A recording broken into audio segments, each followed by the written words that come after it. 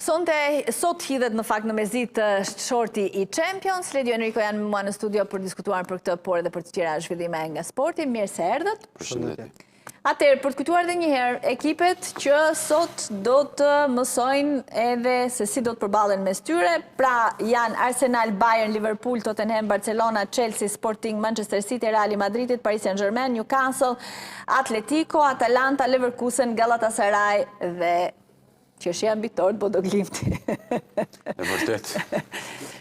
Po të marrësh edhe të analizosh, le të themi të ardhurat apo sa të pasur janë këto skuadra apo sa shpenzojnë gjatë një viti, Bodo Glimti do të thënë nuk zë as dy futbollistë një. As është e vërtet, ndoshta mund të ketë ndonjë skuadër që ka portierin më të shtrenjtë se gjithë skuadra e Bodo Glimti. Madje ajo që lexova dje ishte që Bodo Glimti deri në këtë fazë kishte përfituar rreth 75 milion euro, që ishte afërsisht 2 fishi i vlerës së gjithë ekipit. Pra, le të themi, jo s'jam pak, po është për të marrë shembull se si një skuadër në një vend kaq të vogël apo në një qytet kaq të vogël ka arritur të ndërtojë një apo të ndërmarrë, le të themi, hapa gjigant brenda 4 apo 5 viteve të fundit për të qenë jo vetëm konkuruese në kampionatin vendas apo edhe kampione, por edhe për të marrë pjesë mes 16 më të mirave të Championship. Kështu që mbetet surprizë, duhet ta shohim edhe të shohim se çfarë do t'i shortoj.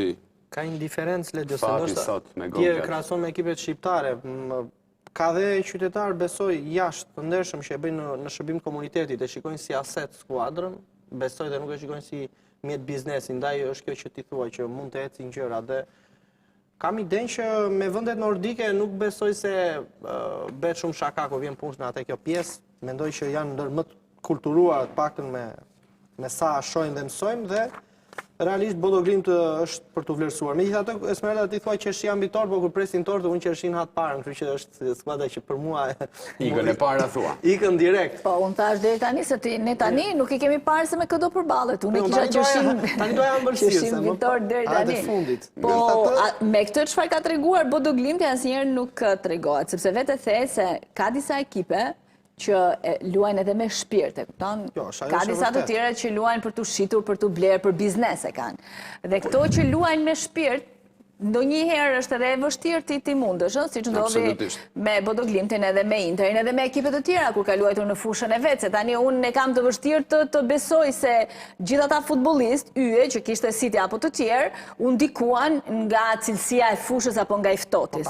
Po tani ndikojnë, Esmeralda, po them nëse do t'i binde përballë Sportingu, nuk e di, Portugalia si është në krahasim me Anglinë, kam idenë temperaturat më të larta, të vejnë në një vend shumë më. Po erdhën luajtën në Milano ata, ose shkuan luajtën në Madrid. Edhe fituan. Ti kishe edhe pafosin tënd që na e ke harruar, që surprizoi apo jo. Pra një ekip që ishte. Shiko. Këtë po them. Unë mendoj se këto skuadra mund përfitojnë nga një moment jo i mirë i kundërshtarit, po një skuadër të balancuar aty do bëjnë diferencën. Ishte momenti jo i mirë i Interit në këtë rast. Se po thoni që ishte skuadra me curin më të mirë të këtij viti, në 15 ndeshje në kampionatin italian kishte një barazim fitore.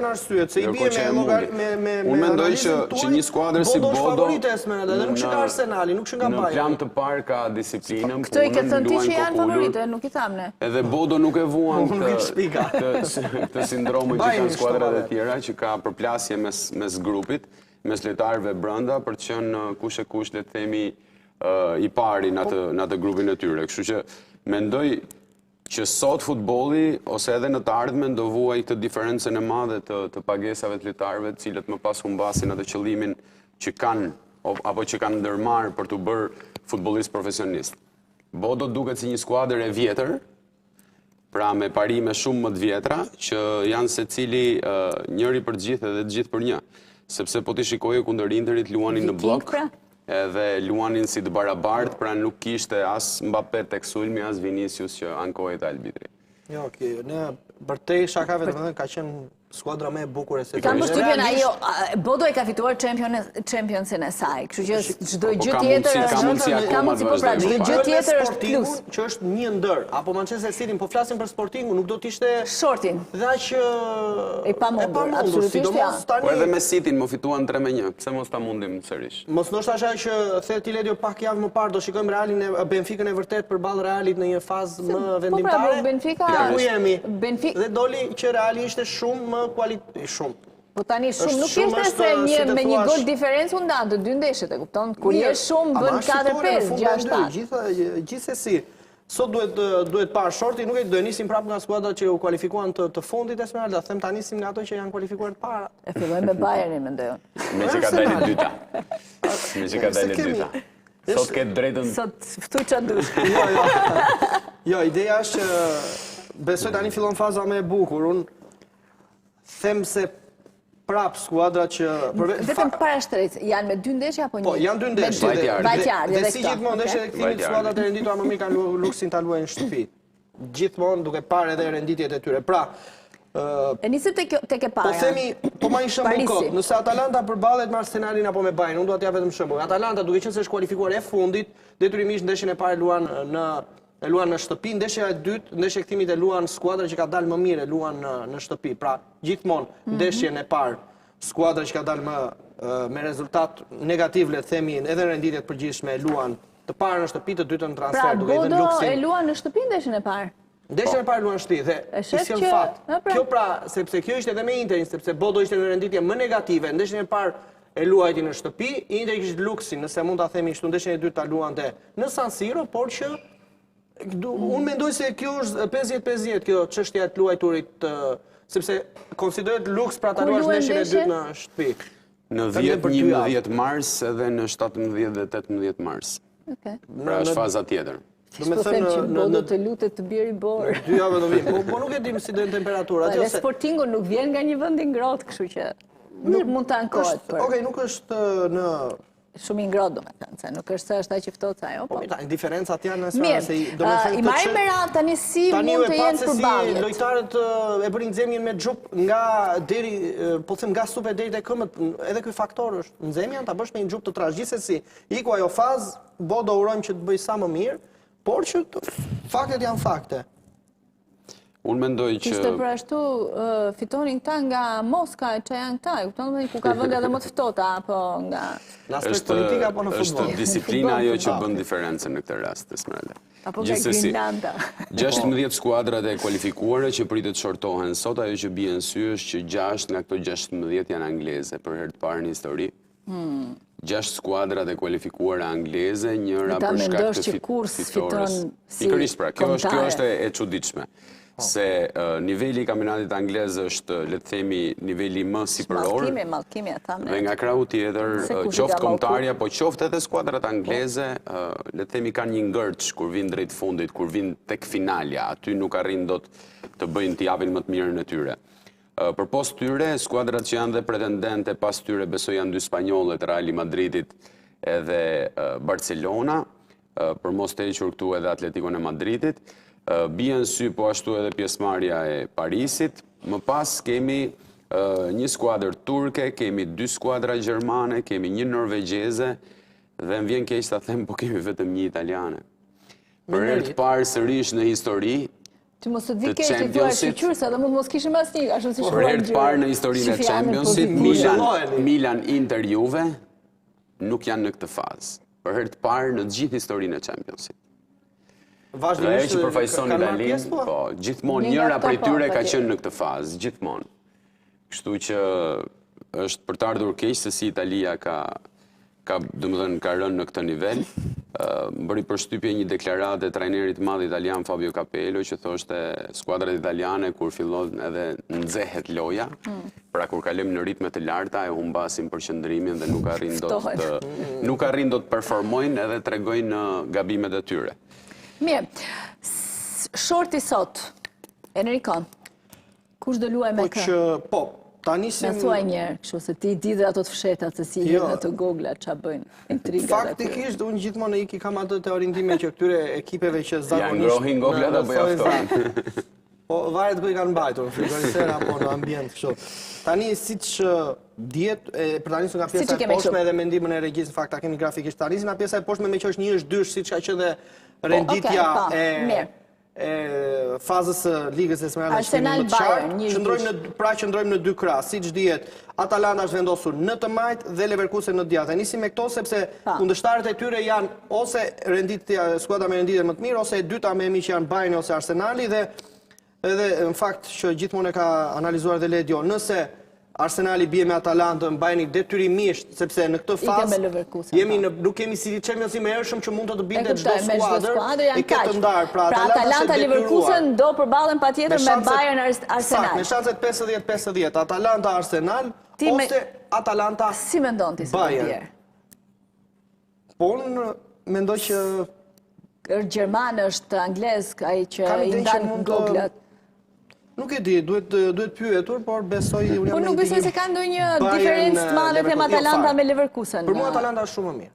Në Në krahasim me Leverkusenin. E mposhti dhe në epokën e artë të shumë të shkurtër të Leverkusenit, ekipit madhështor. Në finalen e Europa Ligës. Në finalen e Europa Ligë. Do Arsenal-Atalanta. Dhe Arsenal-Atalanta. Arsenali... Derbi Gjerman. Po leje më qatë derbi Gjerman. Leverkusen ja ka marrë dorën Bayernit. Po pra, ja, këtë do me thënë doja të shikoja sa më largë Leverkusenin. E di çfarë është e bukur Esmeralda, sepse edhe këtij shorti, le të themi, zbardh të gjithë rrugtimin e skuadrave deri në finale. Pra, supozojmë që po marrim në konsiderat Realin nëse bie me... Kjo të para, pastaj kalo tek Reali.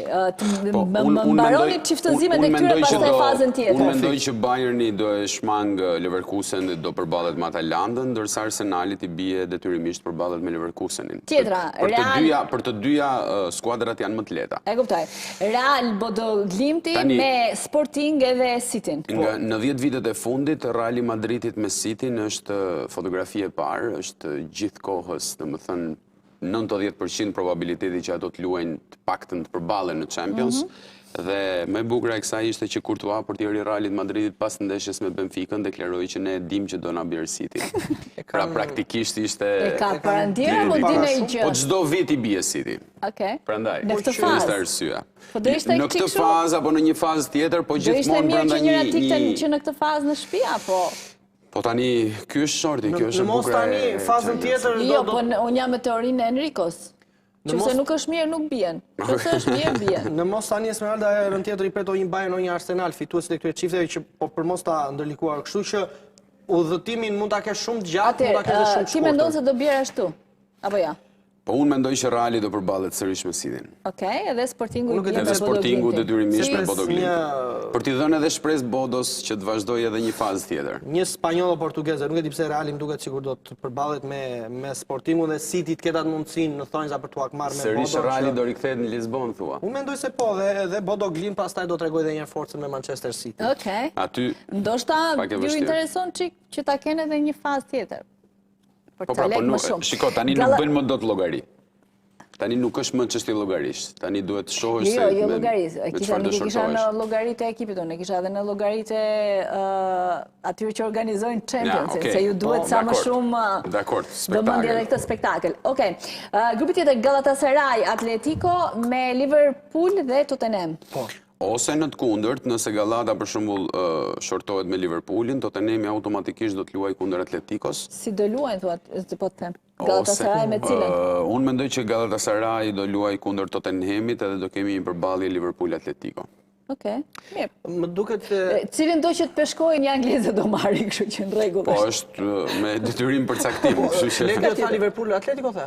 Liverpool-Atletico. Është fazës ligës, kam iden edhe unë ashtu atë ide kam. Kaluajmë në fazën e ligës 3-2 në poshtë Liverpoolin e Anfield, kështu që mund kemi një Okej, Paris-Newcastle do të përballen me Barcelona-Chelsea, cila me cilën? Parisi me? Tani për të shmangur dy anglezët, Chelsea me Newcastle-in, shpresoj që Barcelonës të bjerë me Newcastle-in edhe Parisit me Chelsea-in. Pastaj, në të kundërt, Barcelona do shortohej kundër Parisit edhe mendoj që do në ishte këtë fazë, për shembull, Paris-Barcelona dhe Real City. Po, i bie që dy të forta të largohen. Mbaroi kampionatin. Dhe pastaj ato 6 skuadra që me shumë bujë. Si aloja Pac-Man që ato. Shiko, e rëndësishme është ndarja si do bëhet, jo kundërshtari që do të bjerë për të parë vazhdimsinë. Prandaj, nëse ne bëjmë një plotësim, nëse bie Real City njëra ka ikur. Dakord, pra, por Real City nëse bie në krahun e majt, le të themi, të shortit, i bie që të përballen, supozojmë gjithmonë me Arsenalin ose Bayernin që mund të jenë fituesit e mundshëm. Ose nga krahu tjetër me Liverpoolin apo ta sqarim dhe pak se shumë pas kësaj faze. Pra kjo është faza e 1/16. Siç është ndar tabela. Arsenal Atalanta. Po, fiton Arsenali. Fiton Arsenali, do duhet të përballet me Realin. Supozojmë me Realin ose City. Ndarja kështu është, pra janë të ndara. Dhe pastaj Parisi, po e them Parisi me qenë se është i pari. Me Barcelonën. Njëra nga këto, kush fiton nga këto do përballet me, po them Parisi me Galatasaray. Po, ose... E thua Parisi sepse e mendojnë që mund të shkoj kështu logjikisht. Si është po i shoh këto që i ke bërë me më të mëdha, këto i ke ngatruar që se i ke bërë nga 2. Shikoj, Esmeralda, Parisi është pretendent, se unë fola pak, po unë jam tek Newcastle, Barcelona, Paris, Chelsea dhe për mua Newcastle do jetë skuadra që do mbaj lart flamurin anglez këtë vit. Do i shikoni se si do përgjithësojnë. Po kush do ta mbajmë më përpara se aty janë 6 ekipe? Unë besoj që do përgjithësohen shumë shpejt. Ndoshta që në këtë fazë ne kemi përgjithësuar 6 ekipe, 3 do kalojnë kam përshtypjen e vet. Po 3 nga 6, për një ndeshje janë shumë pak. Logjikisht. Më e bukur është. Dhe pastaj këto të dyja po them, domethënë i bie që në këtë fazë pastaj po e marr kështu, Parisi me Realin i bie të përballen bashkë në gjysmëfinale. Sakt, po. Ka mundësi. E kuptova më në fund para se të shkonim ke finalja. Do me thënë, ju e bët fakt të kryer që në pjesën e poshtme të tabelës, majtas poshtë që janë ato ekipet, do me thënë aty kalon Reali, në këtë Ore, tash edhe njërë thjesht janë me më të mëdhaja ato, edhe i lexova më kollaj, se nuk është... Janë me emra të plot. Janë me emra të plot. Jo, mirë, edhe mund të ndodhë, se kur flasim për këtë fazë. Por Barcelona te Parisi kanë përshtypjen, por Barcelona është më e fortë se Parisi. E mund Barcelona. Duhet parë kjo pjesë. Se tani ndizet Champions, që është fillon një fazë më intensive. Në ana tjetër duket pak si më e lehtë. Jo, është po e njëjta situatë. Pra janë po të njëjtët kundërshtar me këta, po shikoj Esmeralda. Në rast se Parisi shortohet për shembull Barcelona me Newcastle-in, Parisi i bie që dalë nga krahu tjetër. Ose më saktë Galatasaray apo Atletico, pra varet se si çiftohen. Pra sot shorti është shumë i rëndësishëm për të parë edhe curinë e mëtejshme me cilët do bjerën skuadrat në fazën e 1/8. Kjo është faza e 1/16, më pas kemi çerek finalet, gjysmëfinalet dhe finalja. Pra nga kisha të emrat e mëdhenj, nuk ka më shumë, po varet se si do të... Pak gjasa ka. Bodo Glimt, po për mua dhe Atletico... Atletico është skuadër. Nuk më jep shumë siguri. Realisht në krahun e majtë është gara më e fortë, mendoj dhe unë. Që prandaj është mirë që Leverkuseni të bjerë me Arsenalin dhe jo me Bayern. Shiko, edhe një herë që mos të keq kuptoheni, Barcelona dhe Chelsea janë dhe në krahun e majtë dhe në krahun e djathtë. Pikërisht. Njëra nga to, nëse njëra qëndron krahun e majtë, tjetra automatikisht dhe në krahun e djathtë. Newcastle i thua për skuadrat dhe kualifikuese së fundit. Minimumi Ledio për shembull mund kemi këtu Parisin, Barcelonën, po them Galatën, Liverpoolin, Realin, City në rastin më kështu, pra, që City mund të jetë në krahun tjetër, s'diskutohet, po një me Arsenalit dhe Bayernit këtu... Në anën këtej do ketë patjetër përballje të forta. Duket si më të forta, kjo është ideja. Kurse këto që janë kualifikuar, do të thënë, përdisa janë kualifikuar vlen, po Leverkusen, Bodo... E bëjnë më të fortë ekipet e ardhur nga play-offi, tu është diferenca. Ja, po t'jap një, le të themi, probabilitet nëse do dalin kështu siç mendoj unë, për shembull, Barcelona qëndron në krahun e djathtë, ndeshet me Newcastle-in. Liverpooli qëndron në krahun e djathtë, ndeshet me Atletikon. City qëndron në krahun e djathtë, ndeshet me Bodon dhe Bayerni qëndron në krahun e djathtë, ndeshet me Leverkusenin. I bie që në çerek finale ne të kemi supozojmë Barcelonën, Liverpoolin, Cityn edhe Bayern Munichun. Kush është krahu më i fortë tani, majtja apo i djathti? Kështu që sot shorti i përcakton qartë se kush do jetë krahu më i fortë. Për ne diferencën e kishim tek pjesa që kanë bërë ekipet e play-offit, sepse ka ardhur Parisi dhe Realit, ka rënë në play-offit. Newcastle, domethënë tani Chelsea, Barcelona, e për këtë e kisha Atletico, Tottenham, Liverpool, Bodo Glimti, City, City, se Kjo do të thotë shumë faktikisht se si do të ndahen. Nuk besoj se UEFA ka ndarë tani që ti balancoj të dy krahët, nëse ai shorti ne gjithmonë jemi dyshues se jemi mësuar në Shqipëri për çdo gjë, po që... Ti mësuaj që UEFA, ti deri tani ke gjithkohon që thua UEFA i ka përcaktuar, e di shumë mirë tani mësua, nuk... Po në Shqipëri jam rritur Esmeralda, jam mësuar me situata të tilla, në përgjithësi. Tani ne e dim se si funksionon. Ndaj, tani mund të jetë gjithçka e vërtet, gjithçka mbase gjërat stisura nuk flasim dot, por që është shumë domethënë se për të ardhmen si fakt. Enrico. Duke qenë se kjo është dalja e fundit këtu, sepse ti nuk do jesh më me ne, për më mirë, kush e fiton Championsin? Po. Se u bëra si Big Brother. Unë duke qenë edhe që, do me thënë, nuk është se e kam pranuar ndonjë, por anoj nga ekipet gjermane, jam mes Leverkuseni dhe Bayern, kështu që do zgjedh Bayern, që skuadrën që për mua i ka gjasat më më dhëra. Do të thënë ti thua që Bayern Muniu është favoriti kryesor në këtë Champions. Kush është rivali më i fortë që mund t'i bjerë në finale? Në finale, Bayerni? Po them tani se nuk e dim si do t'jetë ndarja, unë për te Parisi e kisha... Parisi vazhdon të jetë prapë më i fortë. Parisi për mua është... Paris, Real, Bayern janë në një vazë. Një finale të kohës së pandemisë. Po, se atër ishte pa tifoz, kështu që tani... Po tani... Në ta ndjek. Jo e di besoj keni gjykuar atë kompeticion gjithsesi. Suksese Bayernit, suksese edhe ty. Faleminderit shumë Ledio, ti do jesh prapë me mua, kështu që shpëton dot. Faleminderit, të suksese Enrico. Shumë faleminderit Esmeralda, gjithmonë ka qenë kënaqësi në fakt. 4 vitet kemi analizuar, natyrisht nuk është se ja kam qelluar gjithmonë, po 20% rasteve kam qenë i suksesshëm. Po gjithmonë ka qenë kënaqësi, sidomos në këtë studio dhe në Euronews, edhe ju uroj sukses. Vjen keq që nuk do keni asnjë nga skuadrat e zemrës pretendente për trofeun. Mirë, skuadrat e zemrës, na ikë edhe ti tani.